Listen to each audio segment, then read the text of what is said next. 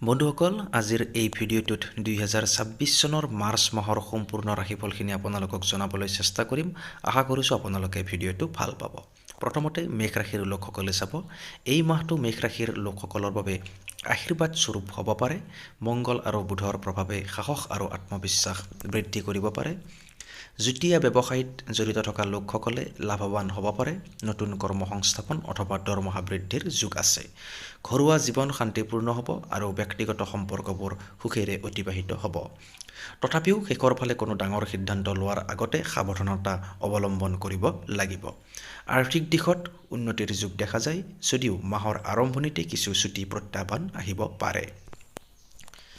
Next বন্ধুসকল, বৃষ ৰাশিৰ লোকসকলে চাব, এই ৰাশিৰ জাতক জাতিকাসকলৰ বাবে এইটো এটা শুভ আৰু সফল মাহ হ'ব। কৰ্মক্ষেত্ৰত কামৰ চাপ বাঢ়িব পাৰে, কিন্তু পৰিশ্ৰমে আপোনাৰ পদোন্নতি আনিব। আৰ্থিক দিশত লাভ হ'ব, কিন্তু খৰচৰ ক্ষেত্ৰত সতৰ্কতা অৱলম্বন কৰিব লাগিব। ব্যৱসায় সম্প্ৰসাৰণৰ বাবে গ্ৰহৰ অৱস্থান অনুকূল। বিদেশ ভ্ৰমণৰ সুযোগ আহিব পাৰে। পাৰিবাৰিক শান্তি থাকিব। ব্যৱসায়ীসকলৰ বাবে মাহটো মধ্যমীয়া হ'লেও চাকৰিয়ালসকলৰ বাবে পদোন্নতিৰ এটা যোগ আছে।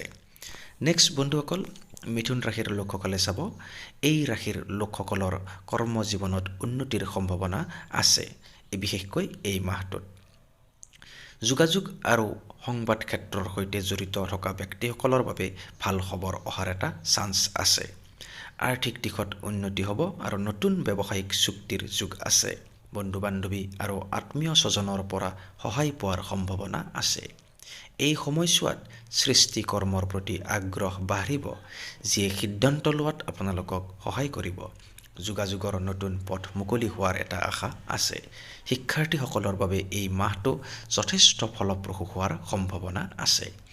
নেক্সট বন্ধুসকল, কৰ্কট ৰাশিৰ লোকসকলে চাব, পাৰিবাৰিক জীৱনত ইতিবাচক পৰিৱৰ্তন ঘটিব পাৰে, যাৰ ফলত শান্তি ঘূৰি আহিব। চাকৰিৰ পৰিৱেশ অনুকূল হ'ব আৰু আইনী সমস্যা সমাধান হোৱাৰ সম্ভাৱনা আছে। উচ্চ শিক্ষাৰ বাবে বিদেশলৈ যাব বিচৰা শিক্ষাৰ্থীসকলৰ বাবে এই সময় অনুকূল। স্বাস্থ্যৰ উন্নতি হ'ব। পিতৃৰ পৰা সহায় বা সম্পত্তি লাভ কৰিব পাৰে। স্বাস্থ্যৰ প্ৰতি সতৰ্ক হোৱা প্ৰয়োজন আছে।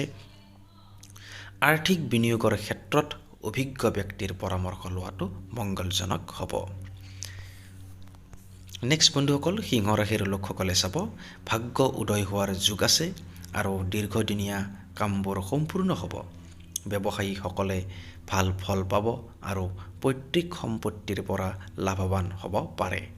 সমাজত সন্মান বৃদ্ধি হ'ব আৰু ব্যক্তিত্বৰ বিকাশ ঘটিব। স্বাস্থ্যৰ সমস্যাবোৰ লাহে লাহে কমি যাব আৰু মানসিক শান্তি লাভ কৰিব। ধৰ্মীয় কাম কাজত মন দিব পাৰে। আত্মবিশ্বাস বৃদ্ধি পাব আৰু সমাজত সন্মান বাঢ়িব। প্ৰেমৰ সম্পৰ্কত নতুন মোৰ আহিব পাৰে। নেক্সট বন্ধু বান্ধৱীসকল, এইবাৰ আপোনালোকে কন্যা ৰাশিটো চাব। এই মাহত স্বাস্থ্যৰ প্ৰতি অধিক মনোযোগ দিব লাগিব, কিয়নো কিছুমান পুৰণি ৰোগ পুনৰ দেখা দিব পাৰে। পাৰিবাৰিক বিবাদৰ পৰা দূৰত থাকি ঘৰুৱা বিষয়বোৰত গুৰুত্ব দিব লাগিব। কৰ্মক্ষেত্ৰত কিছুমান সমস্যাৰ সৃষ্টি হ'ব পাৰে, গতিকে সাৱধান হোৱাটো দৰকাৰ হ'ব।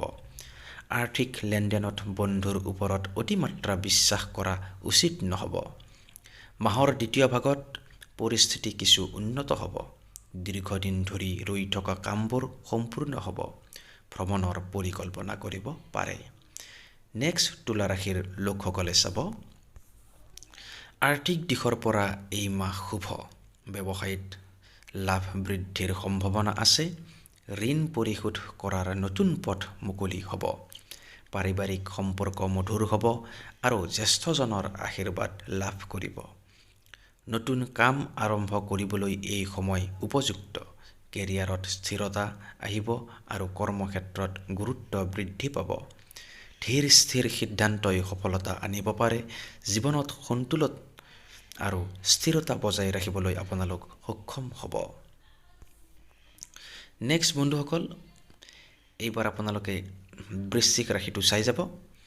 সন্তানৰ ফালৰ পৰা ভাল খবৰ আহিব পাৰে, যাৰ ফলত ঘৰত আনন্দৰ পৰিৱেশ সৃষ্টি হ'ব। শ্বেয়াৰ বজাৰত বিনিয়োগ কৰিলে লাভৱান হোৱাৰ সম্ভাৱনা আছে, কিন্তু সতৰ্ক হৈ থাকিব লাগিব। প্ৰেমৰ ক্ষেত্ৰত কিছু মানসিক চাপ থাকিব পাৰে, গতিকে বুজাবুজিৰে চলিব। শিক্ষাৰ্থীসকলৰ বাবে এই সময় অনুকূল, বিশেষকৈ পৰীক্ষাত সফলতা আহিব, স্বাস্থ্য ভালে থাকিব আৰু কৰ্মক্ষেত্ৰত উৎসাহ বাঢ়িব।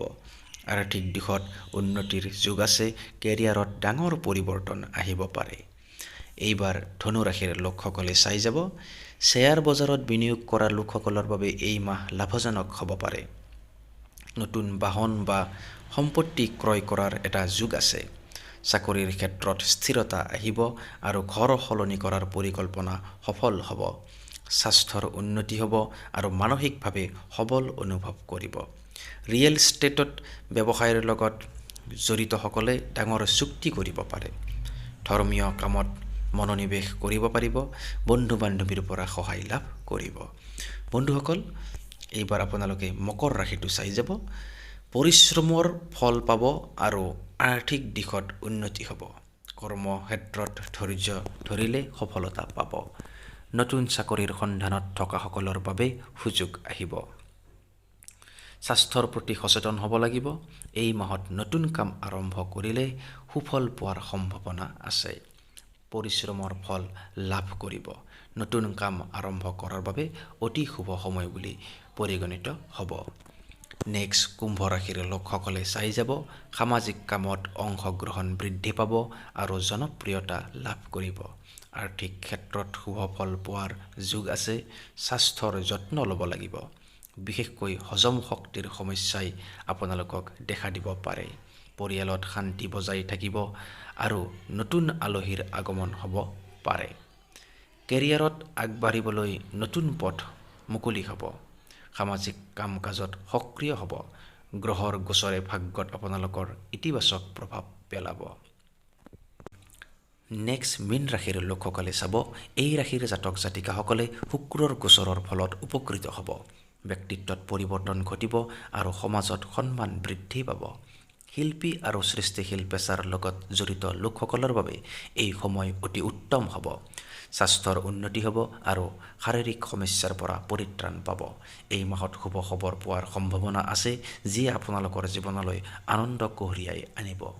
ব্যক্তিগত আৰু পেছাদাৰী জীৱনত আনন্দময়ৰ পৰিৱেশ বিৰাজ হ'ব।